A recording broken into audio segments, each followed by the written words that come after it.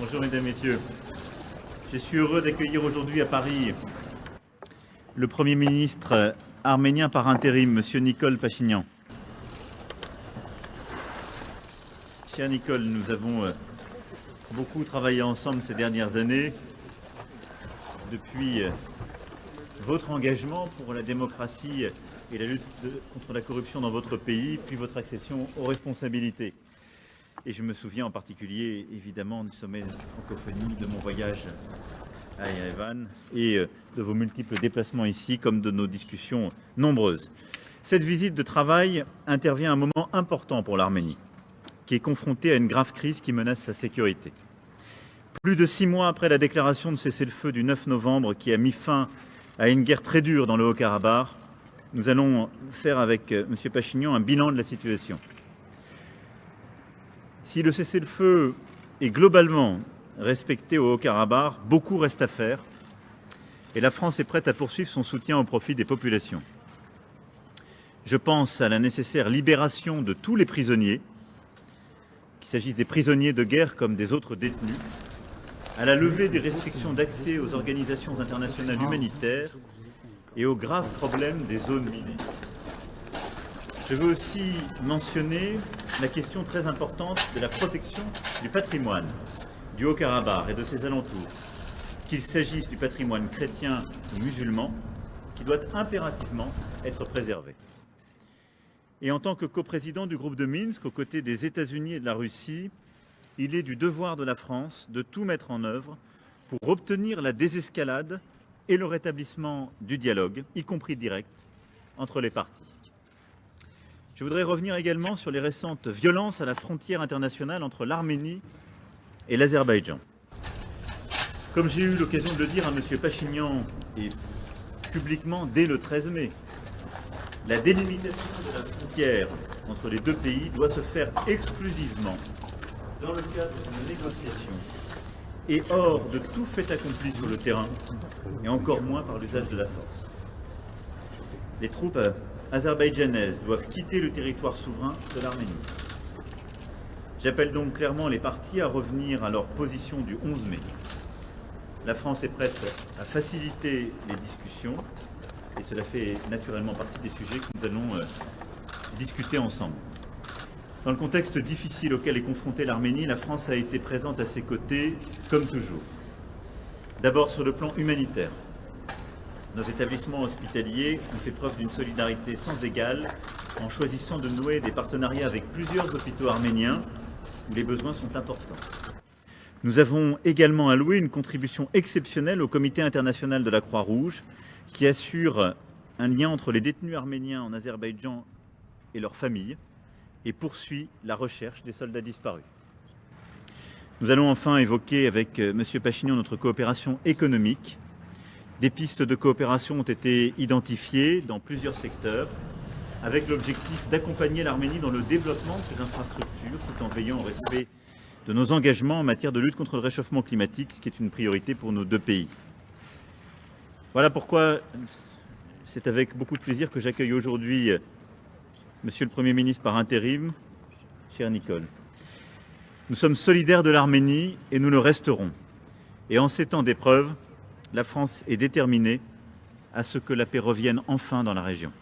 Je vous remercie et bienvenue encore, mon cher ami.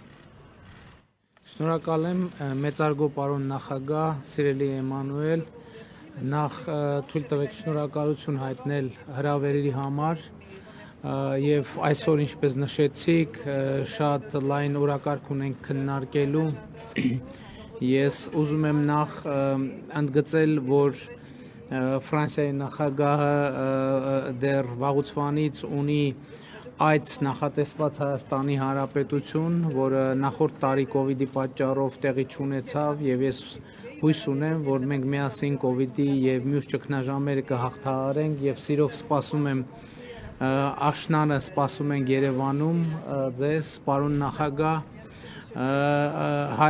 Ֆրանսիան Հայաստան ունեն առանձնաշնորհյալ հարաբերություններ եւ շատ կարեւոր է արձանագրել, որ այս ընթացքում հայ ժողովուրդը Հայաստանի Հանրապետությունը մշտապես զգացել է Ֆրանսիայի աջակցությունը եւ նախագահ Մակրոնի անձնական աջակցությունը շատ կարևոր հանգամանք եմ ուզում ընդգծել, որ նախագահ Մակրոնը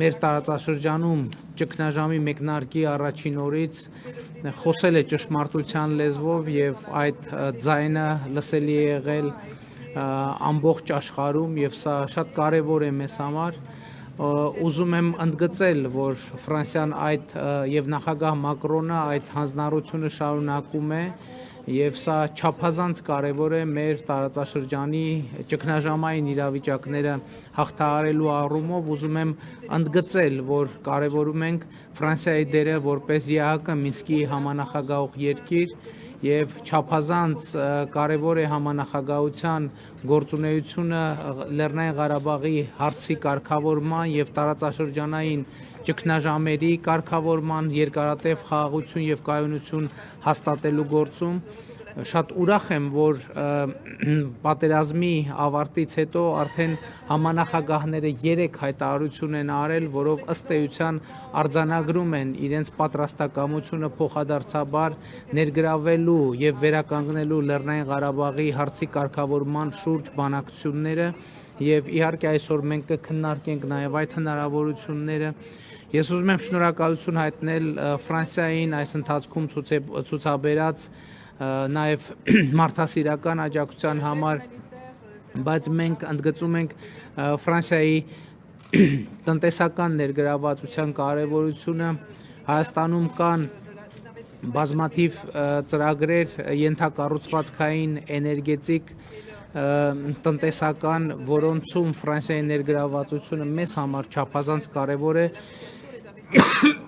ներողություն եւ ուրախ եմ արձանագրել որ Ֆրանսիայի կառավարությունը եւ նախագահ Մակրոնը անձամբ նույնպես հետաքրքրված են այդ ծրագրերում ներգրավվածությամբ շատ կարևոր եմ համարում նաեւ Ֆրանսիայի եւ նախագահ Մակրոնի անձնական նախանձախնդրությունը մեր տարածաշրջանում մշակութային ժառանգության պահպանման գործում հատկապես եւ այդ թվում Լեռնային Ղարաբաղում եւ իհարկե այս բոլոր ուղղություններով մենք շատ բարձր ենք գնահատում Ֆրանսիայի ներգրավվածությունը եւ Հայաստանի Հանրապետությունը հայ ժողովուրդը շահագրգռված է այդ ներգրավվածության մեծացմամբ մանավանդ որ ելի եմ ասում Ֆրանսիան ԵԱՀԿ Մինսկի խմբի համանախագահի կարգավիճակում ունի պատասխանատվություն եւ ներգրավվածություն մեր տարածաշրջանի անվտանգության, խաղաղության, երկարատև կայունության ապահովման գործում եւ